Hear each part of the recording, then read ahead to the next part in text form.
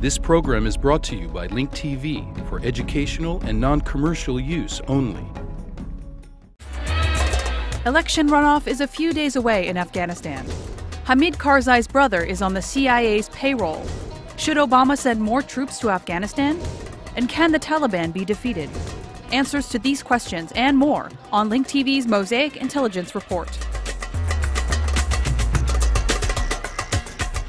The story the New York Times published this week on Hamid Karzais' drug-dealing brother Ahmad Wali and his ties to the CIA is very revealing, considering it comes just few days before Afghanistan's runoff election. However, it is not the real news.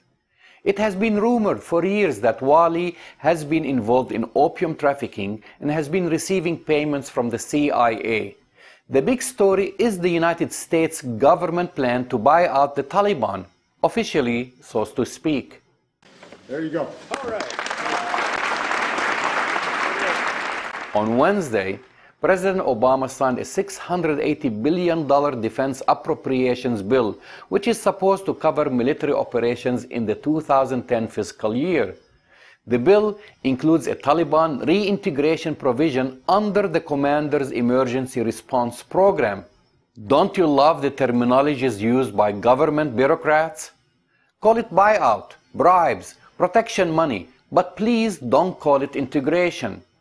The idea, according to Senator Carl Levin, chairman of the Senate Armed Services Committee, is to separate local Taliban fighters from their leaders and attract them to the side of the government as we did in Iraq. If you can't beat them, buy them. Afghanistan, though, is not Iraq.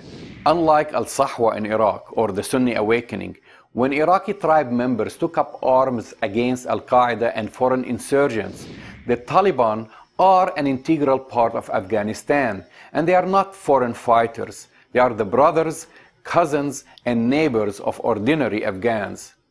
The US government might be able to temporarily buy out some Taliban members from attacking its troops, but it will not be able to buy loyalties. Meanwhile, pressure is mounting on President Obama to authorize the sending of more troops to Afghanistan. According to a recent Associated Press report, there are already more than 100,000 international troops in Afghanistan working with 200,000 Afghan security forces and police. It adds up to a 12-to-1 numerical advantage over Taliban rebels, but it hasn't led to anything close to victory. The Taliban rebels are estimated to number no more than 25,000, according to the same report. Yet we have witnessed their devastating attacks in Kabul and other areas.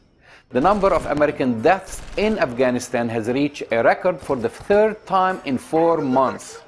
Some military experts say that an increase in US troops is no guarantee to reduce US fatalities and that it might only work in a negative way. The United States Army is not equipped to fight guerrilla warfare. The new United States strategies to be implemented in Afghanistan are nothing new. They're basically a redux of Iraqi ones. Their success rates are both short-term, with the surge in Iraq only working temporarily, as the recent attacks in the country show.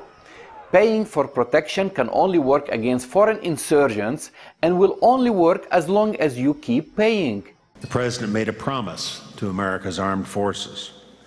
I will give you a clear mission, he said, defined goals, and the equipment and support you need to get the job done.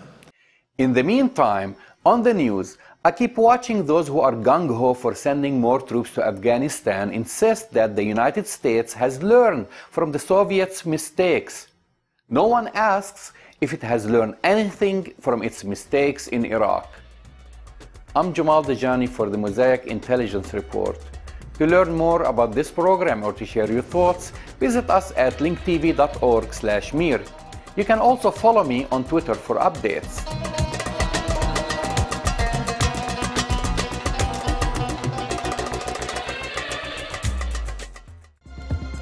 This program is brought to you by Link TV for educational and non-commercial use only. Link TV is the only U.S. network dedicated to global and national news, uncompromising documentaries, and diverse cultural programs which connect you to the world.